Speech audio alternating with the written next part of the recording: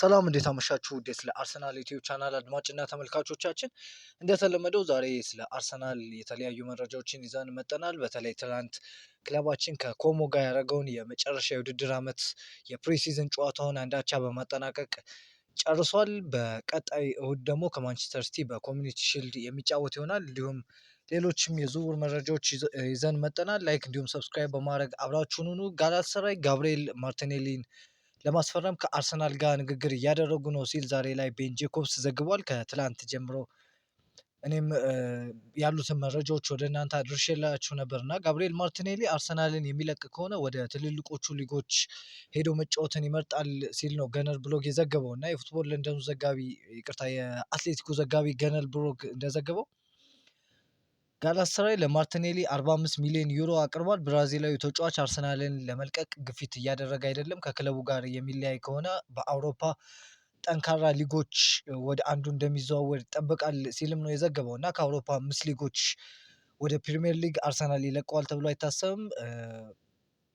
ጣሊያን ሴሪያ፣ ቡንደስሊጋ ወይም ሌሎች ሊጋ አንድ ወይም ስፔን ላሊጋ ምናልባት ሊሄድ የሚችልበት እድል ነው የሚፈልገው። ነገር ግን አሁን ላይ በጣም ጠንክሮ እየመጣው ያለው ዝውውር የጋላታሳራይ እንደሆነ ነው ዛሬ ላይ የወጡ ትላንትም ዛሬ ላይም እየወጡ ያሉ መረጃዎች እንደሚያሳዩት ጋብርኤል ማርቲኔሊ ወደ ጋላታሳራይ ለመሄድ ፍቃዱን ሰጥቷል ሲል አልናቺ ኩችኩ የተሰኘ የቱርኪ ዘጋቢ ዘግቧል እና ጋላታሳራይ ለጋብርኤል ማርቲኔሊ ላቀረበው 45 ሚሊዮን ዩሮ ወይም 38.5 ሚሊዮን ፓውንድ የዝውውር ጥያቄ አርሰናል 60 ሚሊዮን ዩሮ ወይም 51.2 ሚሊዮን ፓውንድ እንደሚፈልግ ምላሽ ሰጥቷል የሚል መረጃ ነው ያኩብ ሲናር የተሰኘ እንዲሁ በተደጋጋሚ ከቱርክ የሚወጡ መረጃዎች የሚያሳዩት እና የዝውውር ተደራዳሪ ጆርጅ ጋርዲ እንዲሁም ስምምነቱን ለማጠናቀቅ ከአርሰናል ጋር በጣም በጠንካራ ድርድር መጀመሩ ተገልጿል የሚል መረጃ ይዞ የመጣው ከቱርክ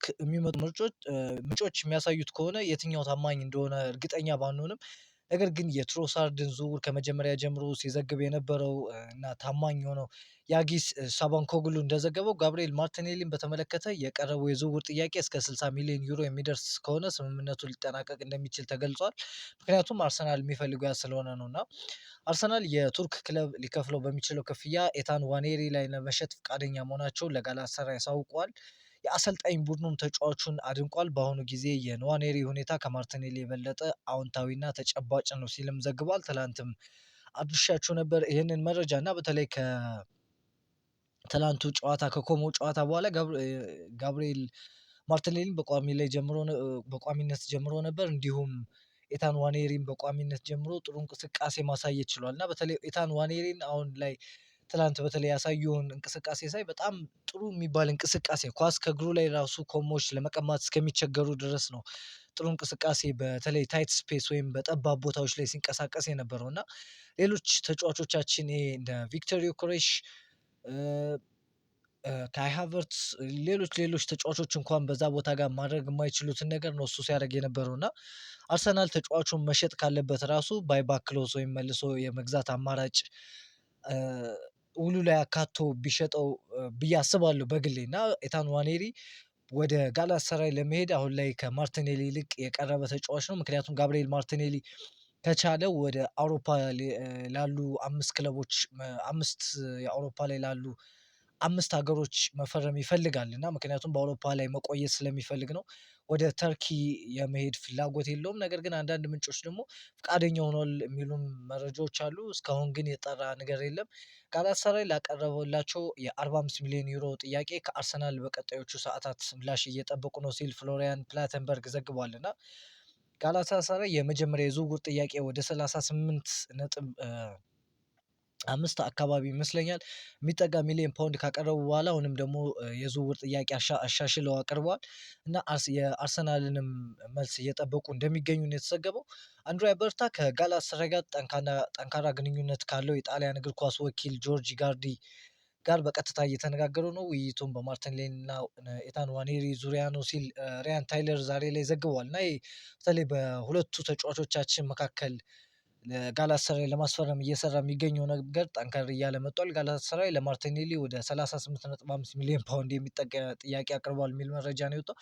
እንደ ብራድሊ ባርኮላ አይነት ከጋብሪኤል ማርቲኔሊ የማይሻሉ ተጫዋቾች ወደ 170 ሚሊዮን ዩሮ አካባቢ እየተጠራባቸው ጋብሪኤል ማርቲኔሊን በዚህ የዝውውር ሂሳብ ለማስፈረም መሞከር አርሰናልም በዚህ የዝውውር ሂሳብ ለመሸጥ መሞከር ራሱ እብደት ነው ብዬ ነው የማስበው። ግን እስካሁን አሁን ላይ ያሉ መረጃዎች እነዚህ እንደሚመስሉ ጋላታሳራይ ለማርቲኔሊ 38.4 ያቀረበ ሲሆን ለንዋኔሪ ፍላጎት አሳይቷል። ይህም ከአርሰናሉ የስፖርቲንግ ዳይሬክተር አንድሪያ በርታ ጋር በተደረገ ሰፊ ውይይት የተነሳ ነው።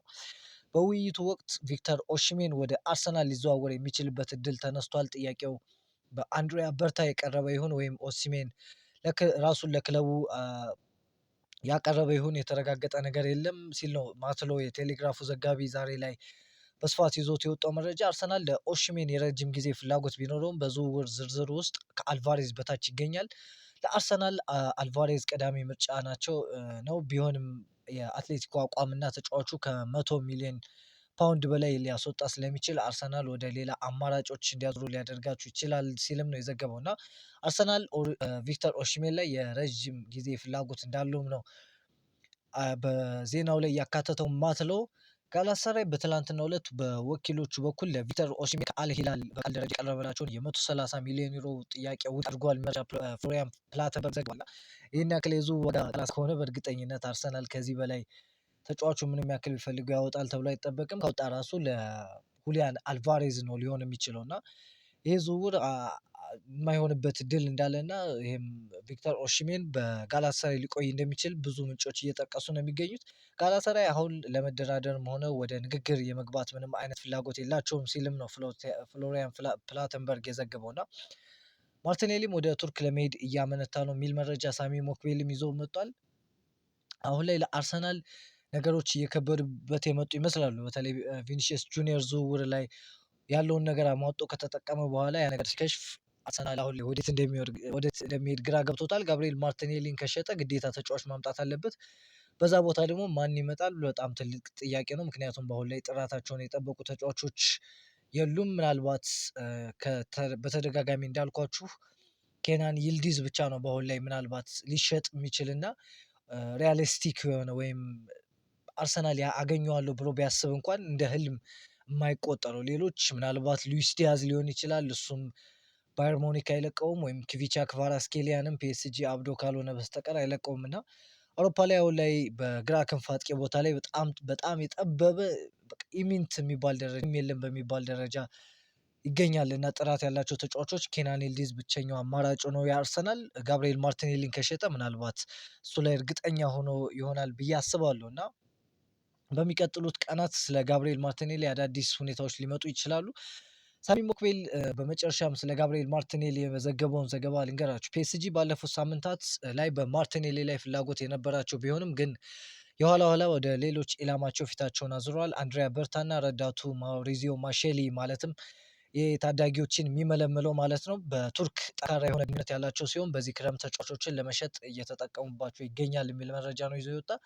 ነገር ግን ጋብሪኤል ማርቲኔሊ ይህን ያክል ችን የምታክል የዝውውር ሂሳብ እየጠየቀ ማሪዮ ማሼሊ ባለው ለክለባችን በቅርቡ የመጣው ታዳጊ ተጫዋቾችን በተለይ በመመልመል የሚታወቀው ሰው ትክክለኛ ነገር ያደረገ አይመስለኝም። አርሰናል በዚህ ዋጋ የሚሸጠው ከሆነ እስከ 50 ሚሊዮን ዩሮ ራሱ የሚሸጠው ከሆነ ለአርሰናል ይቅርታ በጣም ትልቅ ኪሳራ ነው ብዬ አስባለሁ። እስኪ እናንተን ሀሳብ ኮሜንት ጋር አስቀምጡልኝ። አርሰናል ለኤዝሪ ኮንሳ ለማስፈረም በንግግር ላይ ይገኛል ሲል ዛሬ ላይ ፋብሪዚዮ ሮማኖ ዘግቧል። ትላንት እንደዘገበው ደግሞ የአትሌቲኮ ማድሪዱን ተከላካይ ማርክ ፑቢል በአርሰናል የዝውውር ኢላማ ዝርዝር ውስጥ የሚገኝ ሲሆን በክለቡ ውስጥ ትልቅ ደረጃ የተሰጠው ተጫዋች ነው። አርሰናል የማርክ ፑቢልን ዋጋ ለማወቅ እና የዝውውር እድሉን ለማወቅ አስቀድሞ ከአትሌቲኮ ጋር ተገናኝተዋል የሚል መረጃ ነው ፋብሪዚዮ ሮማኖ የዘገበው። ማርክ ፑቢል የስፔን ብሔራዊ ቡድን እንዲሁም በአትሌቲኮ ማድሪድ የሚጫወት ተከላካይ ነው። አርሰናል ብዙ አማራጮችን እያየ ነው የሚገኘው። ከነዚሁም ውስጥ ደግሞ የባርሴሎናው ጁለስ ኩንዴም ይካተትበታል እና ብዙ አማራጮችን እያየ ነው የሚገኘው። ነገር ግን አርሰናል አሁንም በቃ ከቪኒሲየስ ጁኒየር ዝውውር በኋላ አእምሮ የተነካ ነው የሚመስል እና መረጋጋት አይታይበትም። አሁን ላይም ውሳኔዎቹ ዲሳይሲቭ የሚባሉ አይደሉም እና በጣም እየቃዠ እንደሚገኝ ነው የሚያሳየው። ብዙ ተጫዋቾች ጋር ሊንክ ይሆናል። ነገር ግን ኦፍኮርስ ሁሉም ተጫዋቾች ትክክለኛ ምንጭ አይሆኑም። ነገር ግን አርሰናል ብዙ አማራጮችን እያየ ነው። ይሄን ማድረግ የነበረበት አማራጮቹን ማጥናትና ለዝውውር ማዘጋጀት የነበረበት ከዝውውር መስኮቱም መከፈት በፊት ነበር። ነገር ግን አሁን ላይ የዝውውር መስኮቱ ሊዘጋ ቀናት በቀሩበት የእንግሊዝ ፕሪሚየር ሊግ ሊጀምር 8 ቀናት ነው የቀሩት እና አርሰናል አሁንም ውሳኔዎችን እየወሰነ አይገኝም። በሚቀጥሉት ሳምንት በተለይ በሚቀጥለው ሳምንት አዳዲስ ነገር ይኖራሉ ተብሎ ይጠበቃል። እኛም ለእናንተ መረጃዎችን የምናደርሳችሁ ይሆናል። በዛውም ላይክ እንዲሁም ሰብስክራይብ በማድረግ ቻናላችንን ማገዝ ትችላላችሁ። አርሰናል ኤዝሪ ኮንሳን ለማስፈረም ያለው ፍላጎት እጅግ ጠንካራ ሲሆን ተጫዋቹ ወደ ክለቡ ለመዘዋወር ያለውን ፍላጎትና አቋም ማወቅ ይፈልጋል።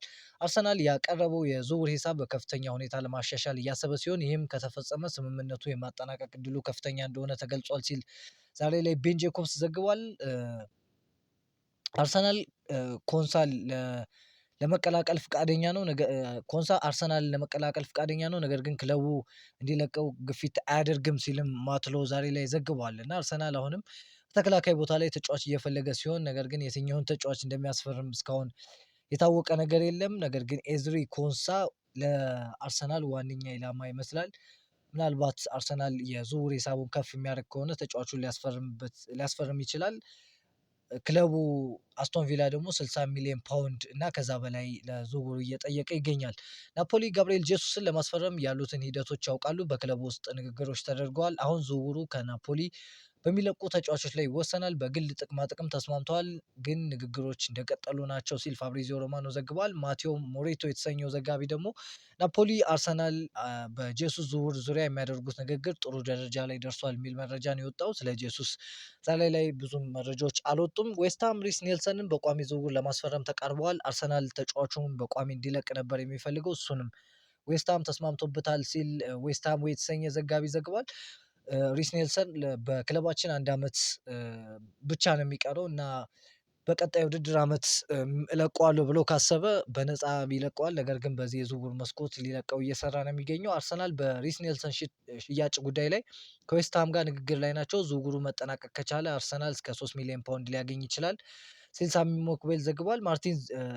ከዚህ በተጨማሪ ማርቲን ዙበሜንዲ ከስፔን ክለቦች ፍላጎት እያሳየ ነውም ሲል ሳሚ ሞክቤል ዘግቧል። እና ሪስ ኔልሰንን የመሰለ ተጫዋች በተለይ እንደ ሊቨርፑል፣ ቼልሲ ቤት ያሉ ምንነታቸው እንኳን የማይታወቁ ተጫዋቾች በ20 በ30 ሚሊዮን ፓውንድ ሲሸጡና ሪስ ኔልሰንን በአርሰናል ጥሩ ጊዜን የተጋነነ ባይሆንም ጥሩ ጊዜን ያሳለፈና ጥሩ አቅም ያለው ተጫዋች እንደሆነ ይታወቃል እና ለእሱ 3 ሚሊዮን ማግኘት በጣም የአርሰናል የሽያጭ ክፍል ኃላፊዎች ምን እየሰሩ እንዳለ ግራ የሚያጋባ ነው። በሌላ ዜና የኬፓ በአርሰናል ያለው ቦታ አሁን በከፍተኛ ጫና ላይ ነው ሲል ዛሬ ቴሌግራፍ ዘግቧል። ዴቪድ ራያ ወደ ቡድኑ መመለሱንና ኢላን ሜዝሌር ወደ አርሰናል መምጣቱ የኬፓ አሪዛባላጋ በአርሰናል ውስጥ ያለው ቦታ ከባድ ጥያቄ ውስጥ ገብቷል። በቅድመ ውድድር ጨዋታዎች ላይም ያሳየው ጥሩ ያልሆነ አቋም ከራያ በኋላ የሁለተኛ ግብ ጠባቂነቱን እንዲያጣ እንደሚያደርጉት ጥርጣሬዎች አባብሷል ሲልም ነው ቴሌግራፍ የዘገበው። ከቻሉ ቢሸጡልን አሪፍ ነው። በዚህ ተጫዋች ጉዳይ ላይ ለእኔ ተሰላቸ ያለ አይመስለኝም። አርሰናል የ16 ዓመቱን ተጫዋች የእንግሊዝ ታዳጊ አጥቂ ቪንሰንት ጆሴፍ ከሊቨርፑል ለማስፈረም ከተጫዋቹ ጋር ሙሉ ስምምነት ላይ ደርሷል የሚል መረጃ ዛሬ ገነር ብሎክ ይዞ ወጥቷል። ጉዳዩ ወደ ዳኝነት እንዲያመራ ሁለቱ ክለቦች ከካሳ የዝውውር ክፍያ ላይ ድርድር በማድረግ ላይ ይገኛሉ ሲልም ነው የተዘገበው። ትላንት ክለባችን ከኮሞ ጋር አንድ አቻ ወጥቷል። ማይልስ ሉዊስ ስኬሊ እና ለክለባችን አስቆጥሯል። ባቱሬና ደግሞ ለኮሞ ማስቆጠር ችሏል። ክለባችን በፔናልቲ 4-3 ማሸነፍ ችሏል እና በተለይ ኖኒ ማዱዌኬ የክለባችንን ቅጣት ምት ያባከነ ተጫዋች ነው። በጨዋታው ማይልስ ሉዊስ ስኬሊ የጨዋታው ኮከብ መባል ችሏል። ጥሩ እንቅስቃሴ አሳይቷል ማይልስ ሉዊስ ስኬሊ። በተለይ ደግሞ ማርሊ ሳመን የተሰኘው የክለባችን የመሀል ተከላካይ ወይም በዊሊያም ሳሊባ ቦታ የሚጫወተው ተጫዋች ጥሩ እንቅስቃሴ በማሳየቱ በጣም እየተመሰገነ ነው የሚገኘው እና ለወደፊቱ ትልቅ ተጫዋች ሊሆን እንደሚችል እየተነገረለት ነው የሚገኘው። ሚኬል አርቴታ ስለ ዝውውሩ የሰጠው አስተያየት አለ። ማድረግ የምንፈልገውን ገና ብዙ ነገር አለ።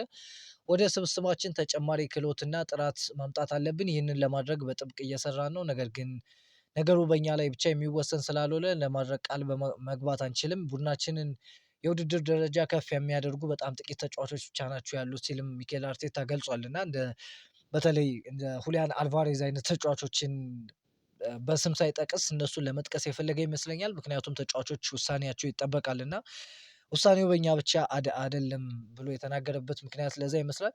ከዚህ በተጨማሪ ማይልስ ሉዊስ ስኬሊ ጎሏን ካስቆጠረ በኋላ ይቅርታ እያለ ምስሉ ላይ እንደምትመለከቱት ይቅርታ ብሎ እወዳችኋለሁ የሚል የሆነ የልብ ቅርጽ ምልክት አይነት ለደጋፊዎች አሳይቷል። ከማንቸስተር ዩናይትድ እንዲሁም ከቼልሲ ጋር ሲያገናኙት ስለነበሩት ዝውውሮች እንደሆኑ ይገመታል። ዛሬ የነበሩ መረጃዎች ይህንን ይመስላሉ። እሁድ ክለባችን በኮሚኒቲ ሺልድ ከማንቸስተር ሲቲ የሚያደርገው ጨዋታ ይጠበቃል። ያንን መረጃ ሰብሰብ አድርገን ደግሞ ይዘን የምንመጣ ይሆናል።